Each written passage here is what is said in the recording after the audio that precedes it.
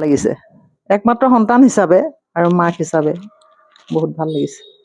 পৰামৰ্শ আহি মই ক'লো নহয় হজতে আছিলোঁ সি যেতিয়া ক'লে মই এনেকুৱা এইটো লাইনতে যাম কিন্তু তাৰ এইমটো বহুত সৰুৰ পৰা আছিলে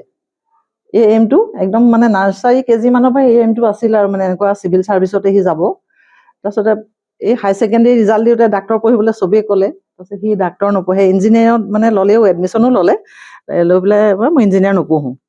সেই এগ্ৰিকালচাৰ পঢ়িবলৈ মন গ'ল পঢ়িলে মই কিন্তু তাক প্ৰেছাৰ বা বাপেকেও দিয়া নাই প্ৰেছাৰ যদিও পুলিচৰ মানুহ বাপেকেও যথেষ্ট কষ্ট তাৰ লগত কৰিলে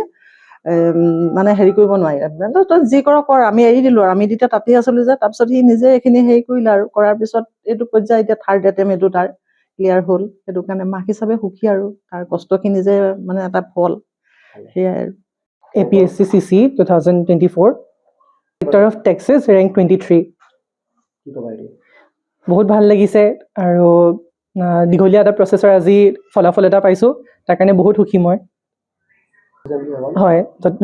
100% নিকাকে হৈছে নিজৰ ক্ষেত্ৰতে মই দেখিছোঁ ADRE মোৰ ক্লিয়াৰ হৈছিলে এতিয়া APSC হৈছে চ' তাৰ কাৰণে গভৰ্ণমেণ্টক বহুত বহুত থেংক ইউ আৰু আগলৈও যাতে এনেকেই হৈ যায়গৈ সেইটোৱে মোৰ আশা আছে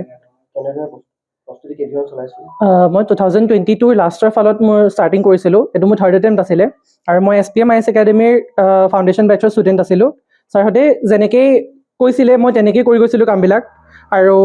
প্ৰত্যেকটো ষ্টেপতে তেওঁলোকে সহায় কৰিছিলে তেওঁলোকে নোটছ দিছিলে যি মই সেইবিলাকেই ফ'ল' কৰিছিলোঁ তাৰ কাৰণে SPMকো বহুত বহুত থেংক ইউ এনেকৈ ADRE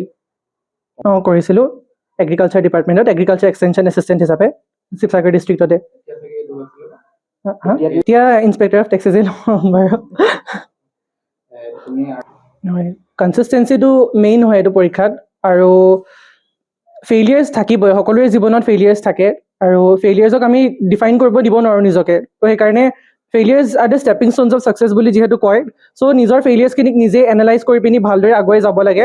কষ্ট কৰি যাব লাগে আৰু নিজৰ ড্ৰিমছখিনিক ফুলফিল কৰিব লাগে আৰু সকলোলৈকে মোৰ শুভকামনা থাকিলে কোনো যাতে ভাগি নপৰে মেণ্টেল ষ্ট্ৰেংথটো বহুত ইম্পৰ্টেণ্ট হয় আৰু মেণ্টেল হেল্থটো বহুত ইম্পৰ্টেণ্ট হয় আমাৰ ক্ষেত্ৰত আজিকালি প্ৰজন্মৰ ক্ষেত্ৰত যিটো কৈছোঁ মই চ' সকলোলৈকে মোৰ বেষ্ট উইচেছ থাকিলে